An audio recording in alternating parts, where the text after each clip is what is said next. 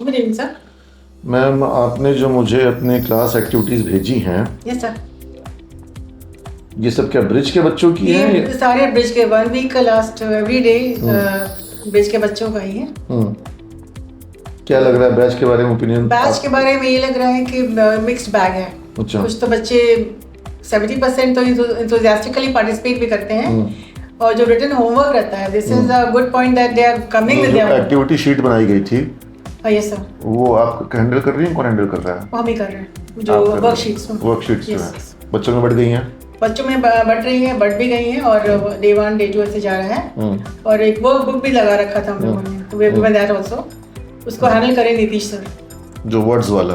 हाँ, vocabulary 1000 words या 1000 words. हाँ, और जो आनंद सिंह सर ने बनाया था वो वर्कशीट्स, थोड़ा सा चेंजेस है उसमें, बट वो डल रहा है। And उसके लिए थोड़ा इंटरेस्टेड ज़्यादा लोग रहते हैं कि नहीं, तो कल उसमें मैंने एरर फाइंडिंग वगैरह होना चाहिए। एरर फाइंडिंग का डालेंगे उसमें, एरर फाइंडिंग, ग्रामर स्किल्स भी डालेंगे। अदर ओनली रिटन है उसमें, स्टोरी राइटिंग या रीडिंग स्किल्स है, या फिर कहानी लिखवाइए हम लोगों से कि कहानी लिखो। स्टार्टिंग लाइंस हैं, कुछ वर्ड्स दिए गए हैं, and for the basis of that they are writing stories. कुछ लड़कियों ने तो बहुत बढ़िया लिखा उन लोगों ने, दे आर गुड। तो उनकी वीडियो बना लिया कीजिए जो बच्चे अच्छा करें। जो रीडिंग बोले मैम रीड करेंगे, या okay tell the story in your own words, write it down, but उसको अपने ओन वर्ड्स में बनाने के लिए।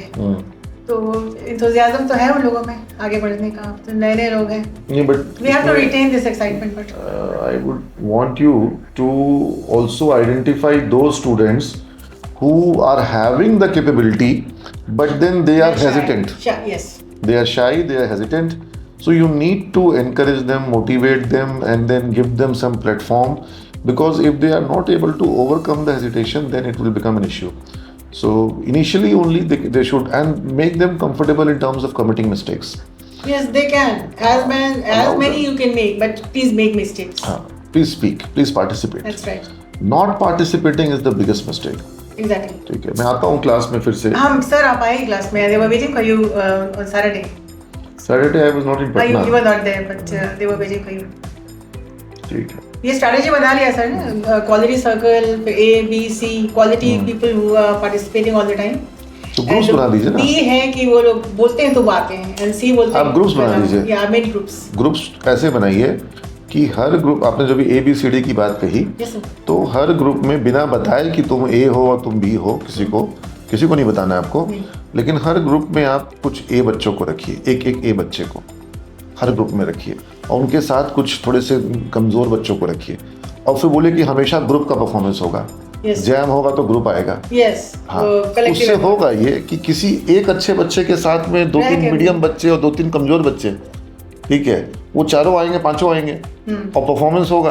तो कई बार वो लोग प्रिपेयर भी करवाएंगे कि इस टॉपिक पे हम लोग को प्रेजेंटेशन देना है, इस टॉपिक पे हम लोग को स्पीच देना है, तो तुम प्रिपेयर करो। तो उसी बहाने वो पीयर टू पीयर एक हैंड होल्डिंग होगी। हाँ, एक वो ग्रुप बना लेते हैं ABCD, एंड इसमें हर तरह के बच्चे हैं। फिर आप कंफ्यूज नहीं, I'll not tell them ABCD, but identifying them। हड़बड़ाइए मत, सुनिए और समझिए मैं क्या कह रहा हूँ। हाँ सर। आपके क्लास में मान लीजिए कि 60 स्टूडेंट्स हैं, ठीक है, आपने 5 बच्चों का ग्रुप बनाया, एक ग्रुप 5 बच्चे, तो 60 स्टूडेंट्स को हैंडल करने के लिए आपको लगभग 2, 3, 4 और मतलब आपको लगभग 6 ग्रुप बनाने हैं, ठीक है ना। 6 ग्रुप बनाइएगा तो आपका क्या कहते हैं, 6 नहीं, आपको ज़्यादा ग्रुप बनाने होंगे। 6 में तो आपका 30, not more than 6। हाँ नहीं, आपको 6 का अगर ग्रुप बनाती हैं, 6 बच्चों का ग्रुप बनाती हैं, तो 10 ग्रुप बनेंगे, ठीक है।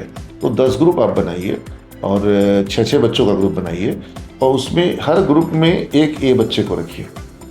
मान लीजिए कि आपकी क्लास में 60 बच्चे हैं, तो 60 में से 10 A निकालिए, और हर ग्रुप में एक A है, और आपके हर ग्रुप में 2 या 3 बच्चे जो होंगे वो B वाले होंगे, ठीक है, और 2 या 3 बच्चे जो होंगे वो C वाले होंगे, और मान लीजिए कि कोई एक बच्चा हर ग्रुप में D वाला होगा, ठीक है। एक A और एक D, और 2 B और 2 C। और जनरली क्लास में होता भी ऐसा ही है कि 10 तो बहुत ही अच्छे हैं, 10 बिल्कुल ही बेकार हैं, और 20 जो हैं वो मीडियम टाइप के थोड़े बेटर, और 20 मीडियम टाइप के थोड़े कमज़ोर। तो आपको समझ में आ गया ABCD। Yes sir. अब कौन A है, कौन B है, कौन C आपको बताने की जरूरत नहीं है। 6 बच्चों का ग्रुप बनेगा और उन 6 बच्चों को कलेक्टिव रिस्पॉन्सिबिलिटी दी जाएगी। कोशिश करके उनको नहीं हो तो साथ बैठवाइए, बैठाते वक्त उनको साथ कर दीजिए, और जो भी टॉपिक दीजिए तो वो ग्रुप को टॉपिक दे दिए, 1 ग्रुप को, 2 ग्रुप को, 3 ग्रुप को सिर्फ टॉपिक दे दिए, और फिर वो ग्रुप उस पर प्रिपेयर करके प्रेजेंट करने सामने आके क्लास के सामने आके बोलेगा। ठीक है, इस तरीके से करवाइए। और उसमें कभी भी किसी भी बच्चे को बोलने के लिए मौका दिया जा सकता है, या उसको टास्क दिया जा सकता है कि तुम बोलोगे, तुम नहीं बोलोगे। तो अगर A को नहीं बोलना है और बोलना B और C को है या D को बोलना है, तो A खुद ही उस पर मेहनत करेगा। ठीक है, ओके, थैंक यू।